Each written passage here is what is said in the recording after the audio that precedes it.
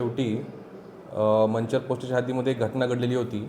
त्याच्यामध्ये काही इसमांनी, दोन इसमांनी एका वयोवृद्ध इसमाला फसवून सोन्याची बिस्किटे दाखवून त्यांच्याकडून सोन्याची बिस्किटे देण्याच्या नावाखाली त्यांच्याकडचे दागिने घेऊन ते फसवणूक करून लंपास झालेले होते. अशा प्रकारचे गुन्हे हद्दीमध्ये यापूर्वीही घडलेले होते. त्याच्यामुळे असा गुन्हा घडल्याचं जेव्हा रिपोर्टिंग केलं तेव्हा माननीय SP sir Sandeep Gill sir, त्याचबरोबर माननीय additional SP Shri Ramesh Chopde sir यांनी आम्हाला या गुन्ह्यांची उकल करण्याबद्दल मार्गदर्शन केलं, तसेच सूचना दिल्या. त्या अनुषंगाने मंचर पोलीस स्टेशनचे PI कंकाळ, त्याचबरोबर LCBचे PI क्षीरसागर आणि त्यांचे पथक यांनी सदर गुन्ह्यांच्या तपासामध्ये आघाडी घेतली. त्याचबरोबर या प्रकारचे पूर्वीचे गुन्हे होते ते देखील पडताळले आणि तांत्रिक पुराव्यांचा माग काढून ह्याच्यामध्ये 3 आरोपी निष्पन्न केलेले आहेत आणि या 3 आरोपींकडून आपण मंचर पोस्टचे 3 गुन्हे उघडकीस आणलेले आहेत. याच्यामध्ये 134/25, 419/24 आणि आत्ताचा 98/26 हे गुन्हे उघड झालेले आहेत. ह्या गुन्ह्यामध्ये जो माल चोरीला गेला होता, जो फसवणूक करून त्यांनी त्या इस्मांकडून, वयोवृद्ध लोकांकडून घेतलेला होता, तो सर्वच्या सर्व माल हा रिकवर झालेला आहे.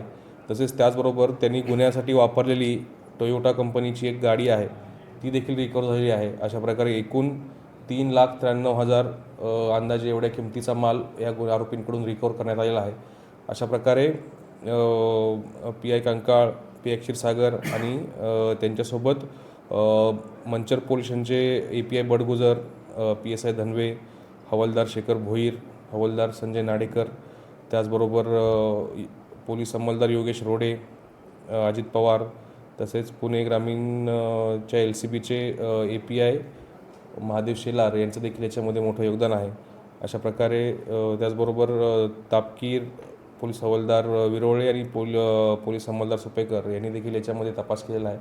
अशा प्रकारे हा अत्यंत चांगला गुन्हे उघडकीस आणण्याची कामगिरी मंचर पोलीस आणि LCBच्या माध्यमातून करण्यात आलेली आहे. याचबरोबर आमचं लोकांना आवाहन राहील की जर असं कोणी आपल्याला काही बतावणी करत असेल, समोर पोलीस उभे आहेत, समोर साड्या वाटप चालू आहे, तर तुम्ही तुमच्याकडचे दागिने काढून ठेवा, किंवा इतर कुठला आमिष दाखवून तुमच्याकडचे दागिने मागत असेल तर कृपया वयोवृद्ध लोकांनी त्यांच्या भूलथापांना बळी पडू नये आणि अशा प्रकारच्या फसवणुकींना बळी पडू नये असं पोलीस प्रशासनामार्फत आम्ही आवाहन करतो. आणि त्याचबरोबर मी मंचर पोस्टचे या कामगिरीबद्दल त्यांचं अभिनंदन करतो. धन्यवाद. आरोपींची पद्धत काय होती? आरोपींची पद्धत अशी आहे की आरोपी एकटे दुकटे वयोवृद्ध जी इसम असतील त्यांच्याजवळ जातात, त्यांच्याशी काही गोष्टी बोलून त्यांचा विश्वास संपादन करतात, त्यांना त्यांच्या जवळची सोन्याच्या बिस्किटा सदृश्य वस्तू दाखवतात आणि त्यांना सांगतात की हे सोन्याची बिस्किटं आहेत, आम्ही हे कमी किमतीमध्ये तुम्हाला देतो आहे, तर ह्याच्याऐवजी तुम्ही तुमच्याकडचं आम्हाला जे दागिने आहेत ते दागिने द्या आणि ही बिस्किटे घ्या, ह्याच्यामध्ये तुम्हाला खूप फायदा होईल असं म्हणतात. आणि मग ते जे वयोवृद्ध लोक आहेत ते त्या आमिषाला बळी पडतात की आपल्याला हे बिस्किट विकून जास्त पैसे येतील आणि ते स्वतःकडचे दागिने त्यांना काढून देतात. परंतु नंतर लक्षात येतं की हे सोन्याचे बिस्किट हे सोन्याचे नसून हे बनावट आहेत आणि मग त्यांना थोड्या वेळानंतर कळतं की आपलं नुकसान झालेलं आहे.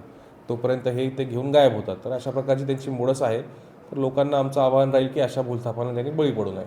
सध्या ताब्यात घेतलेले आरोपी किती आहेत आणि काय नाव कुठं राहतात? सध्या 3 आरोपी ताब्यात घेतलेले आहेत. आपण त्यांचं नाव उघड नाही करायचे आणि त्यांच्याकडून इतर लोकांची नावं निष्पन्न करून एकूण 6 आरोपी आपण टोटल आतापर्यंत याच्यामध्ये निष्पन्न करून ताब्यात घेतलेले आहेत. आता या समजा मनसरनं तर ओपन झाले हा गुन्हा, पण इतर ठिकाणी काय गुन्हे केले किंवा त्याचा सुराग काय थोडं आता आपण याच्यात पुढचा तपास करू की हे आरोपी कुठं कुठं फिरलेले आहेत आणि त्यानुसार कुठल्या कुठल्या ठिकाणी कुठले गुन्हे दाखल आहेत हे तपासामध्ये पुढे निष्पन्न होईल.